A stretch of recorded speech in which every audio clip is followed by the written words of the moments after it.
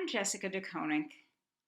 I'm a New Jersey poet, and today I'm going to be reading for you from my collection, Cutting Room, which I am delighted to say was published by Terrapin Books. The first poem I'm going to read, Labor Day, can also be found on Verse Daily. Labor Day. These hydrangea have turned all the colors of autumn, each an eye focused on the sofa, front door, coffee table, and the window on the lake where the sky drips melted beads into the water. The flowers dry in an antique blue vase of hand-blown glass. My fondness now tempered, knowing before unions, labor laws, or machinery, children stoked kiln fires, sorted colored glass, sorted colored sand, local boys who might have gone to school or played hooky and gone swimming, worked more cheaply than men, took ill, died young. The Cuttings and I take refuge not far from Glassboro, Clementon, Millville, and Clayton, whose crucibles cooled decades ago.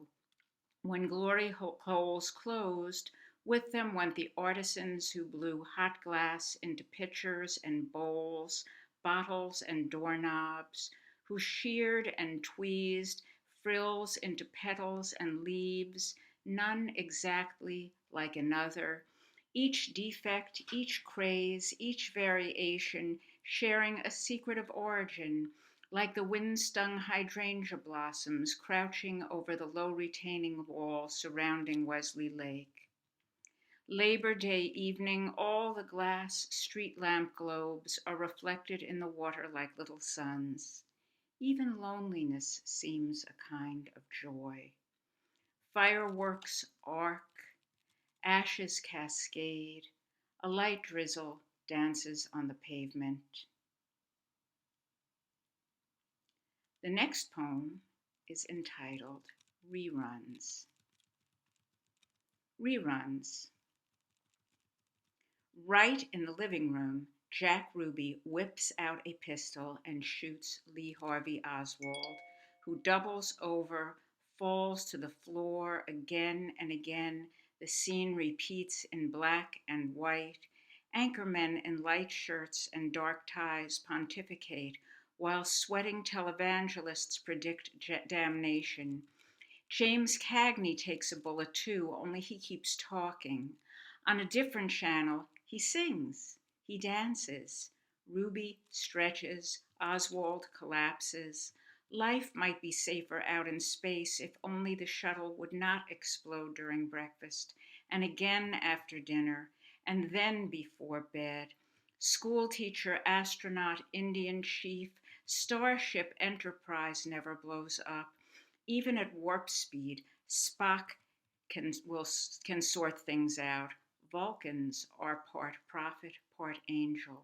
They rely on intellect, not feelings. And most of the time, sex is no problem, except that one episode with the parallel universe, the good Spock and the bad Spock, hard to tell one from the other. But God must like Spock, though I don't believe God watches that much TV, maybe The Twilight Zone or The Sopranos. I could stop switching the remote and avoid those sorry reruns. No reality shows, no MASH helicopters transport wounded GIs across Korea. No smoke, no screens, no towers crumble as if in slow motion, first one, moments later, the other.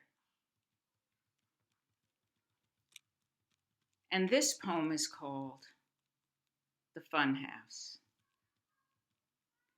The Funhouse.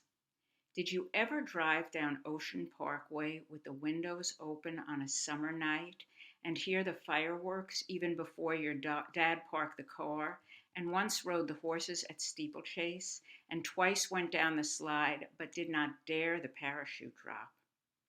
In the dreamscape, the parachute never stops falling. The rider always travels a little too fast, Something's off kilter about the man with the big teeth smile, something that says nothing is quite right here, a horror movie, never feeling fully awake. It's like that when he places the coin in her mouth and she begins to radiate and glow like a painted wooden saint in one of those old off the beaten track churches where the artist didn't get the perspective quite right, or maybe the colors, or the proportions. You're not sure what, but the effect is slightly askew, and that small misalignment widens into the crack where fear enters the room, rolls along the rotting slats, and hides with rats in broken eaves. Remember getting lost at Coney Island. As if in a dream, the camp bus left. You stayed, your brother, bless him, cried until the bus turned around and came back and got you, both late for his birthday party, your mother frantic. Now the cyclone is dead, the Ferris wheel dismantled. No one screams, no reason for fear. But when the man places the coin in your mouth, you turn into the light. The room begins to spin. Everything disappears.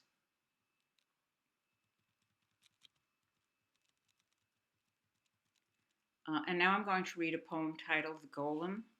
A golem is a creature of Jewish folklore. The Golem. I understand the magic of dead things, the resurrection of mud into matter, desiring as I do to recreate you from clay, dry grass, beach glass, and sand, wood shavings, graphite, the earth around your plain pine box, anything to bring you back, some seed or pod, some breeze to breathe life into you. I would sit beside you, breathless we would drive away. In our silence I might forget, golem, do not speak, cannot differentiate the living from the dead, and out of ignorance do harm. No one in this room has risen from the dead. No one's kiss tastes of maggots and ash. But nothing would stop me from blending my mortar of grief and desire to will you hear. I am ready to die. I would follow you anywhere. And I'm going to close my reading with the poem Going Around in Circles, which is also the closing poem in Cutting Room. Going Around in Circles. I ride the Ferris wheel because I am afraid of heights, of climbing up and falling down and stopping in mid-sentence. The line is long, the ride is short, yet somehow I've persuaded my friend to join this circular assault upon the top of Ocean City. Most riders are children, but we are older women whose cataracts shape halos around the blinking lights visible for miles from this island. With each dizzying rotation, these handmade stars look more beautiful to me. There are so many things I am not supposed to do, like hurtling into the edge of motion sickness. So I ride the Ferris wheel remembering there are two ways to die inside this flying car: electricity and gravity. Although I know every morning when the giant wheel has stopped, spider workers climb thin inner girders to check welds, bolts, and sealants that support the crumbly frame. Rust's a kind of burning, cool to the touch, turns iron into dust. From up here, I can almost make out Philadelphia, where my daughter lives. But if I relax my grip to wave, no one below will see me. My chair will start to sway. Instead of looking down, I watch the ocean until it stops at the curve at the world's edge, and then I spin. These relics of the Gilded Age fascinate me: skyscrapers, steel skeletons, amusement parks. I'm a bicycle aerialist on a climbing wheel. Steel spokes tense and compress 20 stories above the boardwalk. Then the car drops and rises, drops, circling 3 times before stopping, unloading, loading until each seat fills. It's a carousel upended with calliope of wind. I think about acceleration. My mind goes in circles. In descent, velocity increases at constant speed. I understand some physics, but I find it hard to breathe. I ride the Ferris wheel, and thrill builds a memory. I ride the wheel, and I hold on. If you would like a copy of Cutting Room, it's available from Terrapin Books. Thank you very much for listening today. Bye now.